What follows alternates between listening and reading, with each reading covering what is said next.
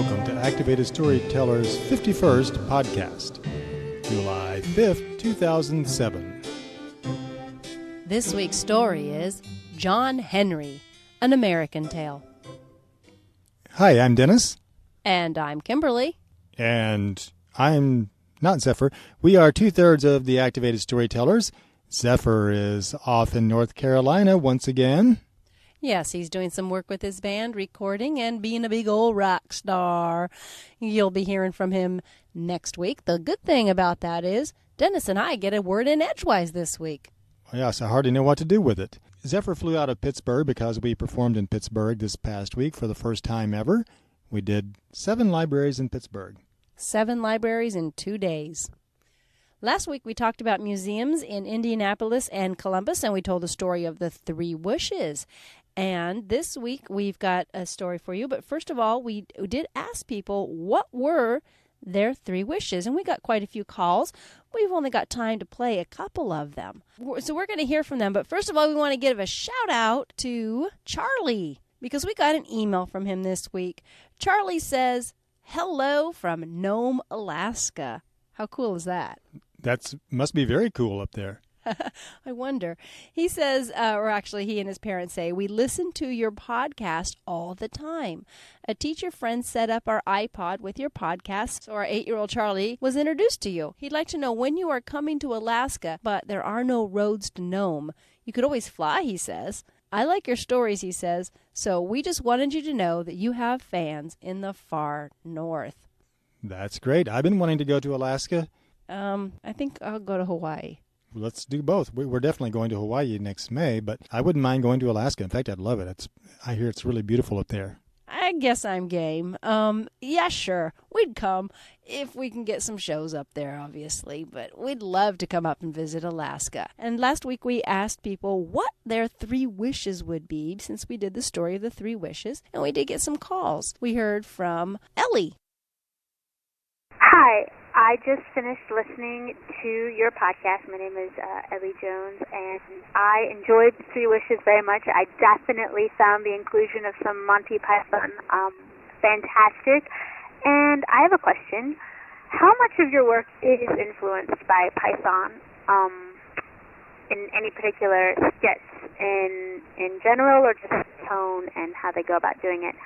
Also, I love the 3 Wishes. It's been one of my favorite fairy tales ever since I was a little girl. I found a strange picture of a man looking at his wife who had a sausage on her nose. I thought your guys' satirical update was hilarious, and I look forward to hearing your next story. I think it should be the 12 Dancing Princesses. And if I had 3 wishes, I would wish 1, you guys would come to my graduation ceremony in December in Buffalo. 2, I could be rich. And 3, I could raft down the Mississippi River. The raft would be built for me. That's my wish. All right. I look forward to next week's podcast. Monty Python has been a fair influence on our style of humor. I guess not a great influence, but a fair, subtle influence. Maybe for you. I mean, I've watched him a couple of times, but I don't think I'm all influenced by Monty Python. I hope I'm not disappointing you, Ellie. Well, I write the scripts, and I don't try to imitate Monty Python or anyone else, but it's one of the things that are in the back of my mind, I guess. It's funny, just the other day we were training some kids to do a part in our show, and I invoked Monty Python, the Ministry of Silly Walks skit from Monty Python, to explain to them how to do their part. And they caught on to that pretty well, didn't they? Yes, they were almost all familiar with it. And for 12 Dancing Princesses, that is definitely something we're going to consider. Okay, and now we've also got some wishes from Jim. Hello, Activated Storytellers. This is Jim from New Jersey calling, answering the question, what would I wish for if I had 3 wishes? First wish, I'd wish for $1 million. I'll make it $1 billion. Second wish, I would wish that Zephyr did not outlaw wishing for more wishes. Then my third wish would be to wish for 1 million wishes. Thank you very much for the opportunity to share my wish list. Have a great day and keep the good stories coming. Bye. That's a bit sneaky, but I guess I guess that's legitimate. Yeah, I think he got you on that one, Zephyr. Well, thank you very much to everybody who called in. I wish we had time to play them all, but we don't. However, if you call back and give us some more feedback, we might play it in the next podcast. You can call us at 206-350-5016. I also want to announce that currently there is an award contest going on for podcasting, and there is a link on our podcast page at activated.libsyn.com. You can nominate your favorite podcast. There are several categories to list your favorite podcasts under. We're coming to you this week from Maryland. Specifically, we are in Hancock, Maryland at the moment, but we won't be here long. We are right beside the C&O Canal, the Chesapeake and Ohio Canal, which used to be used for shipping coal and things like that. And now it's just a national park, but it has a bicycle trail all the way from Cumberland, Maryland to Washington, D.C. We've been wanting to ride that trail for a long time, and this week we're finally doing it. We are recording this on Tuesday evening, and so far Dennis and I have together alone completed 200 miles, over 200 miles of the trail. We started in Pittsburgh, and we're going all the way to D.C. by bicycle. Now, you have to explain what I mean by together alone. Well, we are alternating days bicycling because somebody has to drive the motorhome to the next rendezvous point. As smart as this motorhome is, it just won't drive itself. The first day, Kimberly did, 30-something miles? Ha! 51. The first day, Kimberly did 51 miles. Then the next day, I did about 65. 65? Oh, okay, 65. It's between 60 and 65. Well, let's just say 65 then, shall we? Well, let's make it 70 to round it off. And then yesterday, Kimberly did 30-something. And then today, I did 60 again, or 59, I think it was. Actually, I probably put in another couple of miles. Yeah, these are basically trail miles. I'm sure we've added a few extra miles to those. I know I added at least 3 or 4 extra miles because I had a flat tire and I had to walk my bike into town to find a place to pump it up. Made your day, didn't it? Yes, it did. I discovered that the pump I carry with me just wouldn't cut it, so I had to walk into town. Fortunately, there was a town nearby because many places along this trail there are no towns, nothing. Yeah, and we also discovered when you got to the rendezvous point that you have 3 loose spokes. That bicycle is now banned from the trail until it gets fixed. Kimberly did mention that we started in Pittsburgh, so obviously we're not doing just the C&O trail. There's another trail that connects with this one. So the C&O Canal Trail is 184 miles. Altogether, we're doing, I think, something like 330. Yeah, a little over 330 will be taking us into D.C., and then biking on up through D.C. to Greenbelt Park would be our final point. We may add on a few extra miles to Baltimore. We're still deciding about that. I'm game. Let's go all the way to California while we're at it. I think we're heading east. Oh, well, let's bike to Japan while we're at it. Not that far east. This is something we've been wanting to do for a long time, and we're finally doing it. And unfortunately, we weren't each able to do the entire C&O trail, but with this other trail, it is the equivalent of each of us doing the entire C&O trail. Yeah, I think by the time we are done, I will have logged about 184 miles, and Dennis will have logged about 162, because I'm going to be doing 4 of the 7 days, and he's doing 3. But anyway, we're having a great time riding the trail. And I want to say, too, my first day out, I passed 500 plus bikers coming north on the trail. They started in D.C. about 7 days ago, and I had to wave good morning to them all. But there were all ages, from grandparents to about 3rd or 4th graders. There was a class doing the trip, in all sizes, shapes, all kinds of bicycles. It's a pretty easy trail. I know it sounds impressive, or at least I hope it does, but it's a very easy trail to do, and lots of fun, a great way to take a vacation. Yes, the trail is not hilly. It's flat, even though it goes through some very mountainous territory. It follows the river. At the moment, we're going alongside the Potomac River. We started out doing some other river. Some river that we can't pronounce. Yes, so I won't try. But we'll just say it's the YRT Trail. That might help people who actually ride bicycles know what it means. Very nice bicycle path. If you get a chance to bike it or any portion of it, you should go for it. Yes, and because we are biking the C&O Canal this week, we decided to do a story that ties in with that. This week's story is John Henry. In the 1840s, railroad workers were laying the rails down for the Chesapeake and Ohio Railroad, and the foreman was looking for some mighty powerful men to do the job.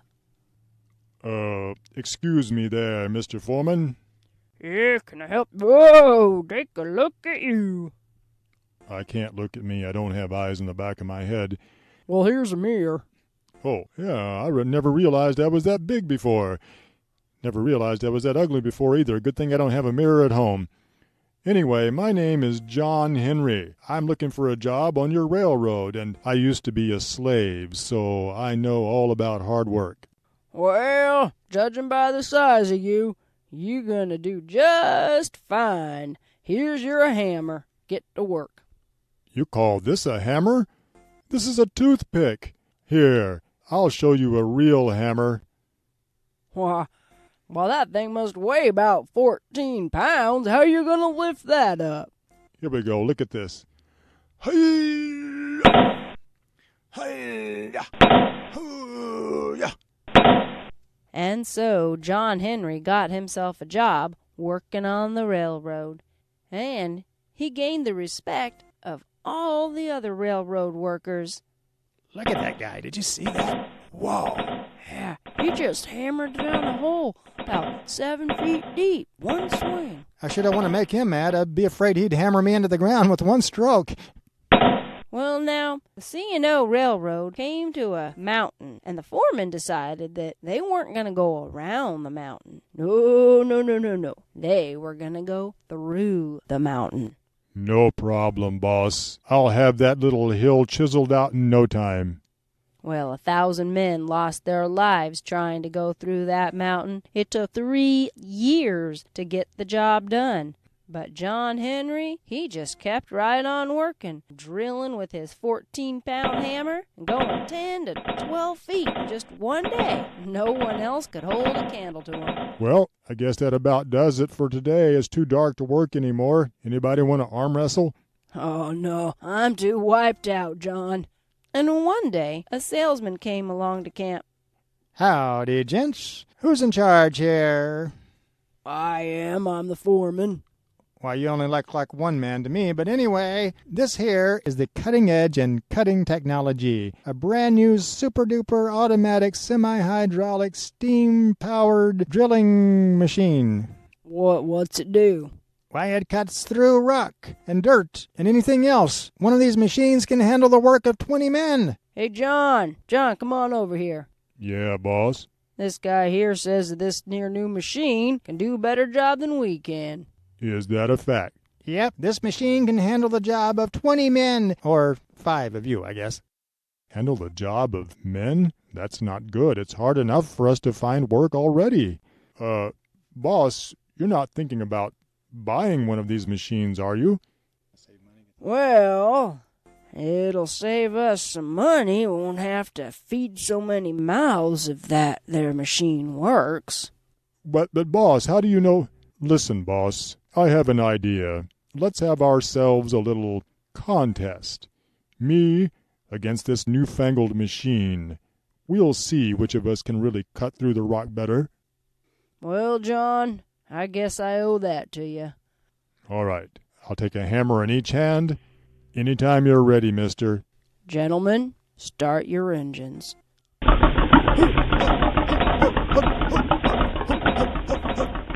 So John took 2 20-pound hammers, one in each hand, and drill away he did. And at the end of 35 minutes, John Henry had drilled 2 7-foot holes, while the steam engine had only drilled 1 9-foot hole. Do the math. Well, the men shouted and cheered so loud that it took a moment for them to realize that John Henry wasn't doing so well. I'm not doing so well. I'm deeply in debt. Besides that, I'm hurt. I'm exhausted. I'm done for. I'm kaput. The crowd went silent, and they all rushed to his side. But it was too late. John Henry passed on. And some folks say that you can still see a likeness of John Henry in the Big Bend Tunnel. And if you walk to the edge of the blackness of the tunnel, sometimes you can hear the sound of 2 20-pound hammers drilling their way to victory over the machine. And that's the story of John Henry. Which may be a true story. We don't really know. There may be some truth to it.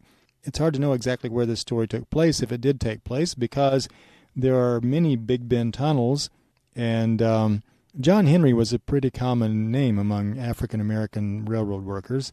The town of Tackett, West Virginia, claims to be the site of this occurrence, and they even have a statue of John Henry erected. But there is also a town in Alabama called Leeds that also claims to be the site. I wonder which one it is. One rumor or one version of the story has John Henry being a prisoner who was released on a work program. So he may actually be a real person. Quite possible. Very interesting. Okay, so what shows do we have coming up now? Well, as soon as we finished our bike ride, we will be performing in Maryland. What day? So that's the 9th. We have 3 shows in southern Maryland, and then we go on up to Philadelphia.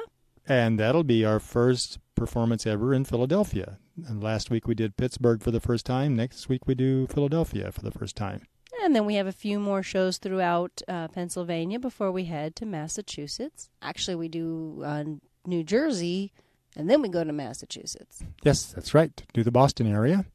Right. We are still booking shows at schools in the Northeast this fall and in the Southeast in the winter. And if you'd like to leave us a comment, call 206-350-5016.